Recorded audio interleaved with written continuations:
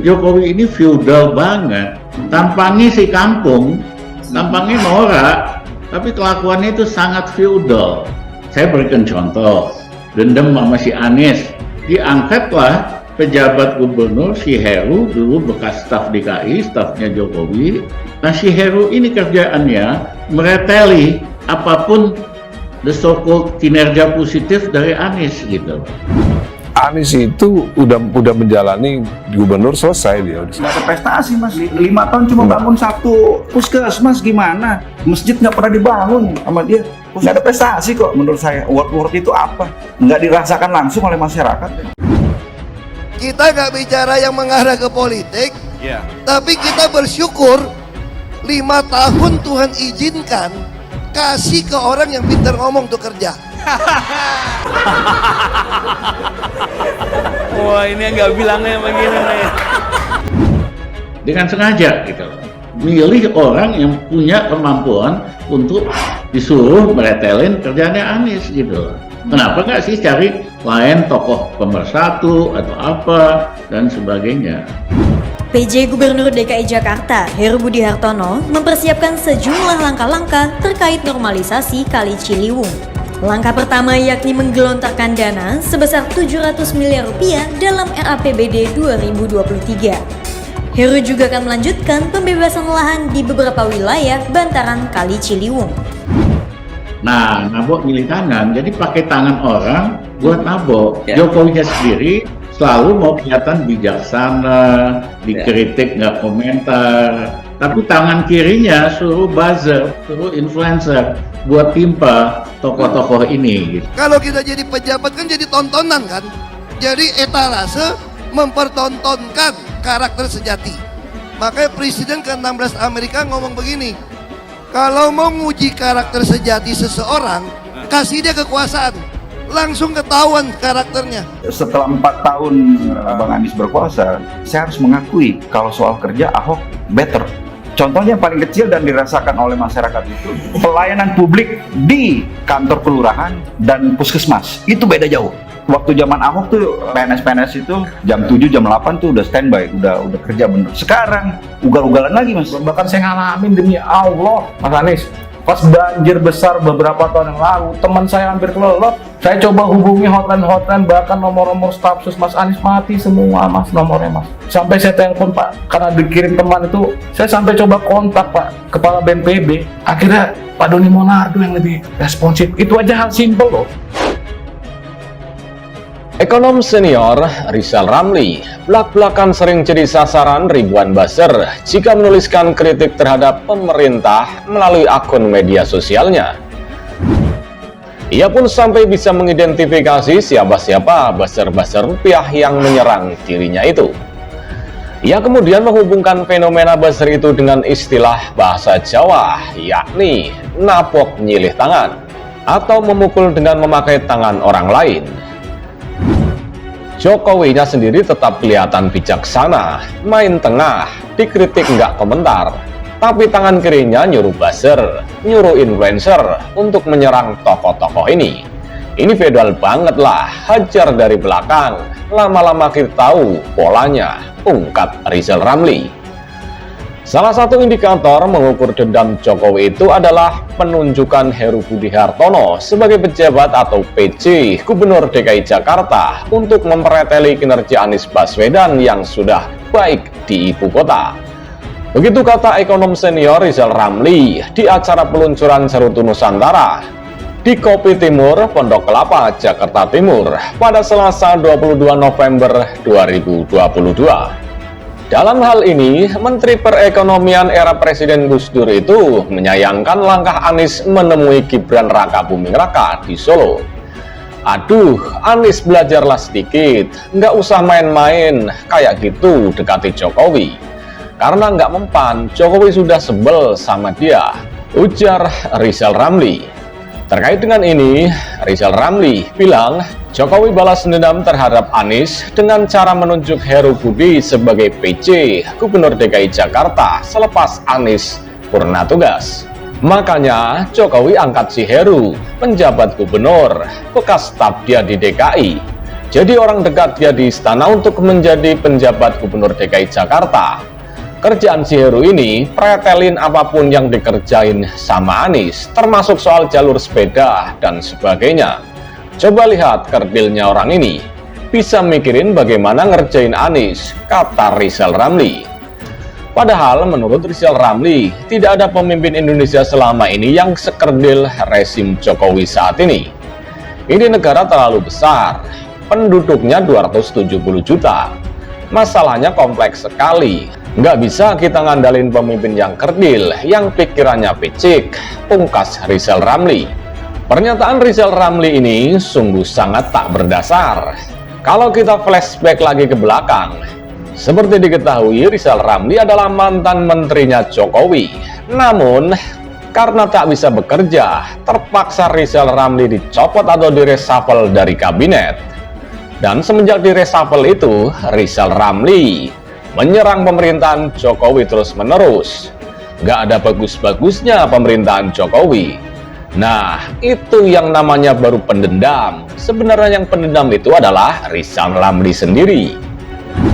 Pegiat media sosial John Sitorus membandingkan antara PJ Gubernur Heru Budi Hartono dan mantan Gubernur DKI Jakarta Anies Rashid Baswedan. Menurut John, PJ Gubernur DKI Jakarta saat ini merupakan birokrat tulen, bukan orang yang gemar menata kata dan bersih.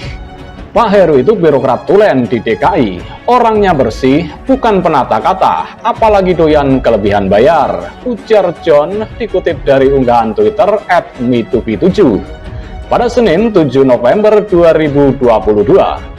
Pria yang dikenal kritikus itu memang tidak menyebut nama secara spesifik, namun indikasi dari alur kalimatnya menyindir Anies. Selain menyentil Anies yang pandai bermain kata-kata, John juga menyinggung soal ormas radikal. Sebagaimana diketahui, Anies selalu dikaitkan dengan hal tersebut. Pak Heru tak ada kepentingan dengan ormas radikal, lanjut John Sitorus. John menganggap Heru merupakan seorang yang jujur dan baik, selalu mengedepankan kepentingan warganya. Orang jujur dan orang baik akan selalu mengutamakan kepentingan warga Jakarta yang bermanfaat, bukan sekedar benda-benda mati, tugasnya. Seperti diketahui, pejabat atau PJ Gubernur DKI Jakarta Heru Budi Hartono menargetkan normalisasi Ciliwung dapat terrealisasi sepanjang 4,8 km. Target itu hendak ia capai selama memimpin kota Jakarta.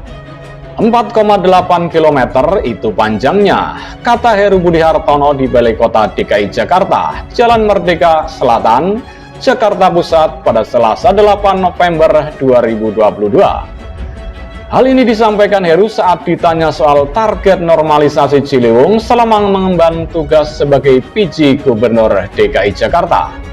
Ex-Wali Kota Jakarta Utara itu menyampaikan, saat ini dia berfokus merampungkan normalisasi di kawasan Jakarta Timur dan Jakarta Selatan. Menurutnya, dua wilayah ini membutuhkan upaya pengendalian banjir. Timur dan Selatan yang memang harus pengendalian banjir, kan Pemda dituntut supaya tidak banjir, jelasnya.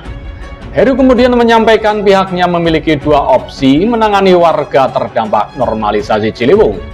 Opsi pertama ialah membayarkan ganti rugi kepada para pemilik lahan. Sedangkan opsi kedua memindahkan warga ke rumah susun milik DKI Jakarta. Kami memiliki dua opsi. Pertama, warga yang memiliki lahan dan alas haknya di pinggir kali akan diganti untung. Kedua, bagi warga yang tinggal di bantaran kali dan tidak memiliki alas hak, kami pindahkan ke rusun, jelasnya. Di sisi lain, pemerintah pusat tengah mengebut penyelesaian proyek penangkal banjir Jakarta, yakni Bendungan Ciawi pada akhir tahun mendatang. Heru optimis proyek itu dapat mengurangi 40% debit banjir di ibu kota DKI Jakarta. Setelah Sukamahi selesai, saya akan memperpanjang penlok di Sodetan agar bisa diselesaikan. Udah lumayan besar itu, setidaknya bisa mengurangi 40%, terangnya.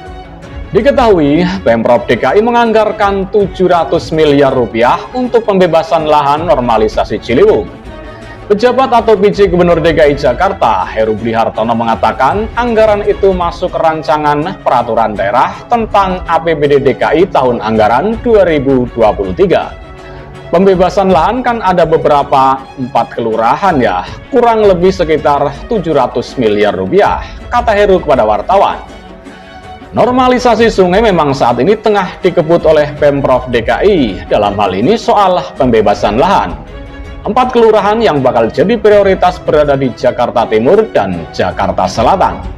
Kepala Dinas Sumber Daya Air atau SDA DKI Jakarta, Yusmada Faisal menerangkan total pembebasan lahan yang ditargetkan adalah 6,45 hektar. Kelurahan yang akan dilakukan pembebasan lahan ialah pertama, Kelurahan Cawang, Keramat Jati, 2,25 hektar. Kemudian Kelurahan Rawajati, Pancoran, yang kebutuhan pembebasan lahannya sebanyak 1,5 hektar. Lalu Kelurahan Celilitan, Keramat Jati sebanyak 0,8 hektar. Serta di Kelurahan Kampung Melayu Jatinegara sebanyak 1,95 hektar. Itu sasaran kita untuk 2023. Pembebasan semua dari Pemda, pusat fisiknya, kata Yusmada. Yusmada membeberkan sejatinya terdapat 7 kelurahan prioritas pembebasan lahan untuk proyek normalisasi Kali Ciliwung. Kendati begitu, pihaknya sepakat pada tahun 2023 mendatang akan mengutamakan 4 kelurahan terlebih dahulu. Dengan begitu, pihaknya dapat menyelesaikan tanggung jawab pemerintah daerah dalam pembebasan lahan.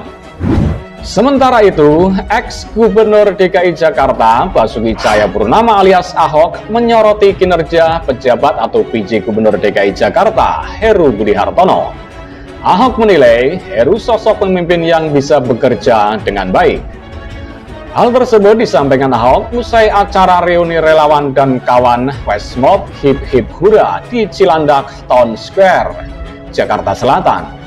Ia menyinggung rekam jejak Heru sebelumnya. Saya kira kalau Pak Heru dia memang pasti bisa kerja ya.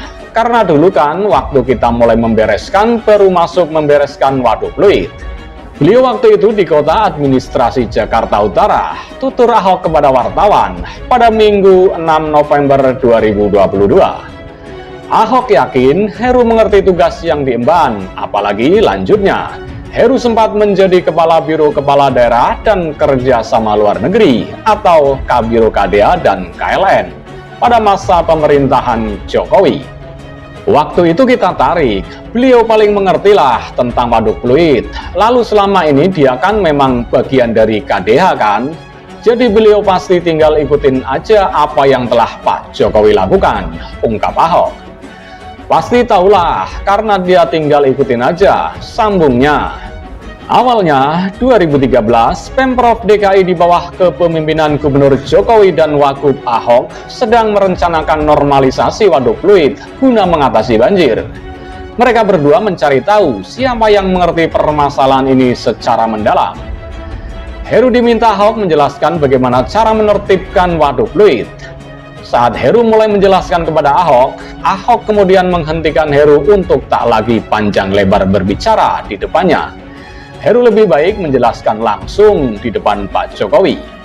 Sebelumnya, Heru Budi telah dilantik sebagai PJ Gubernur DKI Jakarta pada 17 Oktober 2022. Selama masa jabatannya, ia menawarkan sejumlah program. Heru diketahui membuka kembali meja aduan di Balai Kota DKI Jakarta. Ia juga mengimbau perusahaan menerapkan WFH saat ibu kota hujan lebat. Terbaru, Dinas Lingkungan Hidup atau DLH menerapkan pesawat nirawak atau drone, kamera, dan live streaming di YouTube untuk memantau warga yang buang sampah sembarangan atas arahan Heru Budi Hartono.